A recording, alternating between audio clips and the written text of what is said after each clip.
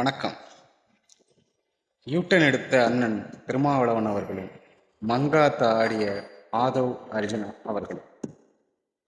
நீங்கள் நல்லா ஒரு விஷயத்தை கவனித்து பார்த்தீங்கன்னா, ஆதவ் அர்ஜுனா அவர் விசிகாவுக்குள்ள வரும்பொழுது விடுதலை சிறுத்தை கட்சியில் ஆரம்பிக்கும் பொழுது அடிமட்டத்தில் இருக்கக்கூடிய தொண்டர்கள் பட்ட கஷ்டம், ஒடுக்குமுறைகள், துன்பங்கள், துயரங்கள் இதையெல்லாம் தாங்கி கொண்டு வந்தவரா என்றால் இல்லை. பணம் என்ற ஒன்று முதன்மையான விஷயத்தில் மட்டும்தான் அவர் வந்தார். அண்ணன் திருமாவளவன் அவர்கள் அங்குதான் கொஞ்சம் சறுக்கினார்.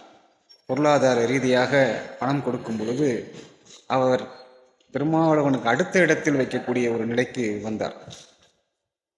ஆதவ் உள்ளே வந்து என்ன பண்ணினார் அப்படின்னு பார்த்தோம்னா, திமுகவுக்கும் விடுதலை சிறுத்தைக்கும் கட்சிக்குமான கூட்டணி முரண்பாடுகளை அவர் என்ன செய்தார், அதிகமான விரிசலை ஏற்படுத்தினார்.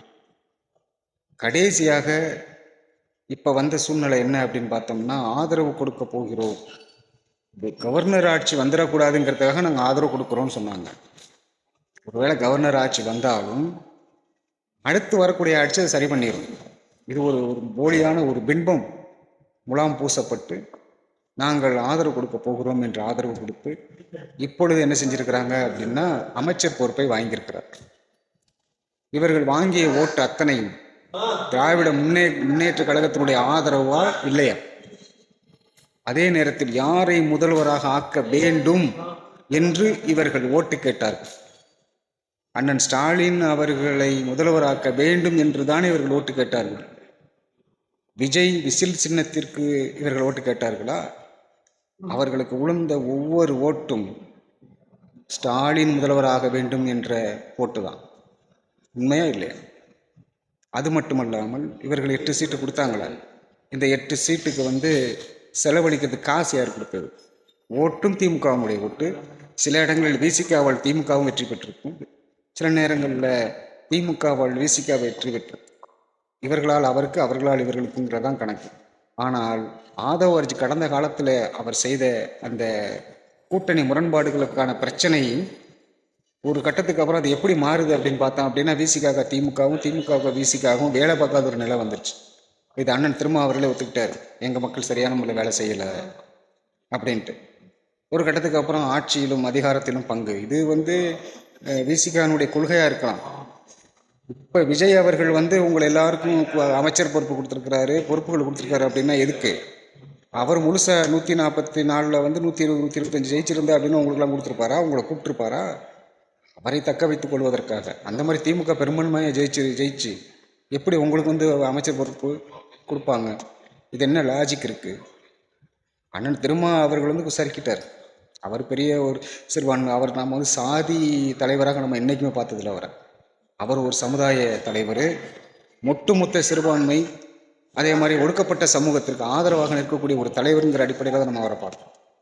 ஆனால் அவர் இப்படி சறுக்கி போய் ஒரு அமைச்சர் பொறுப்புக்காக போய் நிற்கிறதுங்கிறது இப்படி. அது மட்டும் இல்லை, அவர் இருந்த இடத்துலே வந்தே மாதரம் முதலாவதாகவும் அதுக்கப்புறம் 3ஆவதாக தான் தமிழ் நம்ம இது பண்ணப்பட்டுச்சு. அதை கூட அவர் கண்டிச்சதாக பேசினார். அது மட்டும் இல்லை, இன்னொரு விஷயம் என்ன அப்படின்னு பார்த்தோம் அப்படின்னா, விஜயனுடைய ஜோசியர் ரத்தன் பண்டிட்டு அவரை அதிகாரியாக நியமிக்க போகும்பொழுது செய்தியாளர்கள் கேள்வி கேட்குறாங்க. அதுக்கு அவர் என்ன பதில் சொல்கிறாரு? இது அவர் தனிப்பட்ட முறையில் சொந்த கருத்து, அது நம்ம ஒன்று சொல்ல அப்படியே மழுப்புறாரு. அப்போ நிறைய மழுப்பல்களும், நிறைய உளறல்களும், நிறைய சர்க்கிள்களும் இதில் இருக்கிறத நம்ம கவனிக்கிறோம். மொத்தத்தில் திமுகவிடமிருந்து ஓட்டு வாங்கி அவங்கள்ட்ட இருந்து வாங்கின அந்த சீட்டு, அவங்கள்ட்ட இருந்து வாங்கின அந்த காசு எல்லாத்தினாலையும் தான் விசிகா இன்னைக்கு ஜெயிச்சிருக்கு. விசிகா மூலமாக சில இடங்களில் திமுகவும், திமுகவால் சில இடங்களில் விசிகாவும் ஜெயிச்சிருக்கு. ஆனால் 2 பேருமே 2 இடத்துமே வேலை செய்யலை. அதுக்கு முக்கிய காரணம் என்ன அப்படின்னா, ஆதவ் அவர் தான் காரணம். அவரை பொறுப்புக்கு கொண்டு முழுக்க 2 பேருக்குமான பிரச்சனை கலெக்டர் முழுமையாக இன்னைக்கு அவங்க போயிட்டாங்க. ஏன்னா ஒரு இடத்துலேருந்து இன்னொரு இடத்துக்கு போய் அமைச்சர் பொறுப்பு புழக்கம் ஆகிட்டாங்க அப்படின்னா திமுக கூட்டணியில் இல்லைன்னு தானே அர்த்தம். அதே மாதிரி தான் இந்திய யூனியன் முஸ்லீம் லீக் அதே துரோகத்தை தான் செஞ்சுருக்கு. அதே துரோகத்தை தான் விசிகாவும் செஞ்சுருக்கு. அதே இதை ஜவஹர்லால் செய்கிறதுக்கு தயாராக இருக்கிறாரு. ஏன்னா எதிர்காலத்தில் நாங்கள் எங்கள் சின்னத்தில், தனிச்சின்னத்தில் அனுப்போம் அப்படிங்கிறாரு. அவங்களும் ஜெயிச்சிருந்தா அவங்களும் இன்னைக்கு போயிருப்பாங்க. எல்லாம் அந்த அதிகாரம் அப்படிங்கிறதான் தவிர மக்களினுடைய நலனோ மக்களினுடைய இதை கிடையாது. மேலும் நான் வந்து அதிகாரம் பெறணுன்ற ஒரு கணக்கு தான் இருக்குது. அதே வேளையில் பிற்படுத்தப்பட்டவர்கள் சமூகத்தில் இருக்கக்கூடியவங்க வந்து அமைச்சர் பொறுப்பு வாங்கக்கூடாதா அப்படின்போது நான் வாங்கலாம், தப்பு இல்லை, அதில் நமக்கு மாற்று கருத்து இல்லை. ஆனால் இதுவே வன்னியரசு அவருக்கு வந்து ஒரு பொதுப்பணித்துறையோ வேறு ஏதோ துறையோ கொடுத்துருந்தா உண்மையிலே நம்ம சந்தோஷப்பட்டிருப்போம், மகிழ்ச்சி அடைஞ்சிருப்போம். ஏதோ ஒரு வகையில் ஒரு ஒடுக்கப்பட்ட சமூகத்திலிருந்து வந்தவர் ஒரு பெரிய ஒரு பொறுப்புக்கு வந்திருக்காரு அப்படின்னு. அவர் எந்த சமூகத்தை சார்ந்திருக்காரோ அதே சமூகத்திலே அவருக்கு அந்த பொறுப்பு கொடுக்குறாங்க அப்படின்னா இது என்ன, அதுக்கு மட்டும்தான் அவங்க தகுதியான ஆளா? வேற எதுக்குமே தகுதியே இல்லையா?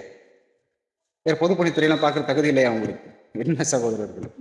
அப்ப அண்ணன் திருமாவளவன் அவர்கள் கொள்கை ரீதியாக அவர் செலக்டார். ஆரம்ப காலத்தினுடைய அவர் கொள்கை தேர்தல் பாதை திருடர் பாதைன்னு சொல்லிட்டு வந்தவர் தான். ஒரு கட்டத்துக்கு அப்புறம் இன்னைக்கு அவர் எங்க கொண்டு போய் நிப்பாட்டி இருக்கு பாத்தீங்களா? பார்ப்போம். அதாவது ரொம்ப துரோகங்களும் போலி பின்பங்களும் போலியான விஷயங்களும் ரொம்ப காலம் நீடிக்க போறது அந்த உலகத்துல, இல்லையா? பார்ப்போம். இன்னைக்கு வந்து ஆளுர் ஷா நவாஸ் கூட திமுக வரதாக ஒரு தகவல் இருக்கு. சரியான நேரத்தில் சரியான முடிவு தான் அவர் எடுத்திருக்கிறாரு அப்படிங்கிறது தான் நம்மளை போன்றவர்களுடைய கருத்து. பார்ப்போம்.